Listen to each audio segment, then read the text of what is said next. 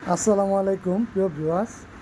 তো আজ দুই বন্ধু মিলে বাণিজ্য মেলার উদ্দেশ্যে রওনা দিয়ে বের হয়েছিলাম। তো আসলে গাউসিয়া স্থানে এসে বিআইডিসির জন্য দাঁড়িয়েছিলাম আধা ঘন্টার মতো। আসলে কোনো বিআইডিসি গাড়ি আসেনি। তো এখানে প্রচুর পরিমাণ প্যাসেঞ্জার, সবাই আসলে খুব ঝামেলায় পড়ে গেছে। আমরা দুই বন্ধু অনেকক্ষণ ধরে দাঁড়িয়ে আছি। তো রিক্সা মূলাচ্ছি, দুই বন্ধু মানে দুইজন যেতে 300 টাকা ভাড়া চায় রিক্সা ভাড়া। বিআইডিসি হলো 40 টাকা ভাড়া। বাণিজ্য মেলায় যেতে লাগে। তো সিএনজি চায় 500 টাকা ভাড়া। আসলেই মানে ভোগান্তির শেষ নেই। মানুষ বাণিজ্য মেলায় যাওয়া না মানে জীবন যুদ্ধে নেমে যাওয়া আর কি। মানুষের প্রচুর পরিমাণ কষ্ট আর ভোগান্তি। আসলে আমরা বাঙালি সুযোগ পাইলেই সবাইকে যাতা দিয়ে ধরি, এটাই আমাদের চরিত্রের সমস্যা। তো দেখি আসলে কি করা যায়, একটি রিক্সা নিয়ে যাওয়া যায়। তো অবশেষে আমরা গাউসিয়া থেকে রিক্সায় উঠলাম।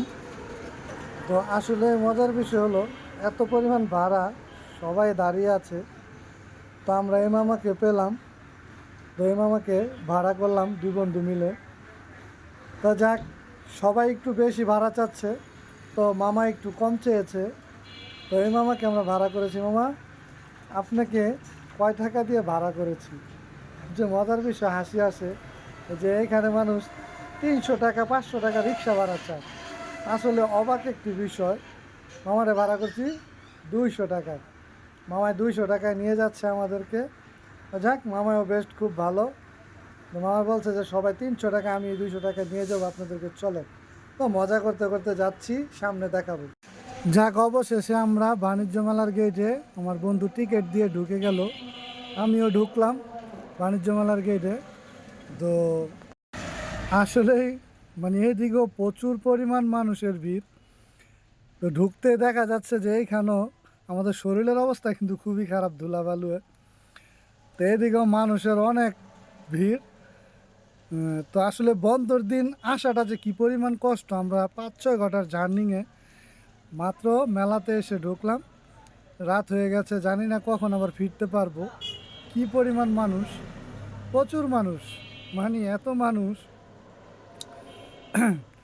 তো বন্ধু আমার হাঁটতে হাঁটছে, বন্ধু বসে থাকতে একটা হরান হয়ে গেছে। তা আসলে এখানে আইসা দেখি বন্ধু, আমাকে ওই দুই বন্ধু অনেকটাই হাঁপিয়ে গেছি। তো বন্ধুর বেলা হাউস মিটে গেছে বাণিজ্য মেলার, আর আমার লাগতো না। আসলে বন্ধের দিন আসলে এরকমটাই হয়, কারণ আজকে প্রচুর পরিমাণ শেষ পর্যায়ে, তো তাই মানুষের চাপ। তো এখানে এনটিভির সাক্ষাৎকার নেওয়া হচ্ছে যে আসলে পরিস্থিতি নিয়ে। তো আসলেই বলতে চাই যে এখানে এত ধুলাবালু, এটার মানে কোনো একটা ব্যবস্থা করা দরকার ছিল। মানুষ হাঁটার সাথে সাথে এত ধুলা উঠে। না না ভাই, আমি তো কথা বলতে পারবো না, কারণ আমার নিজের হাতেই যেহেতু ক্যামেরা চলছে।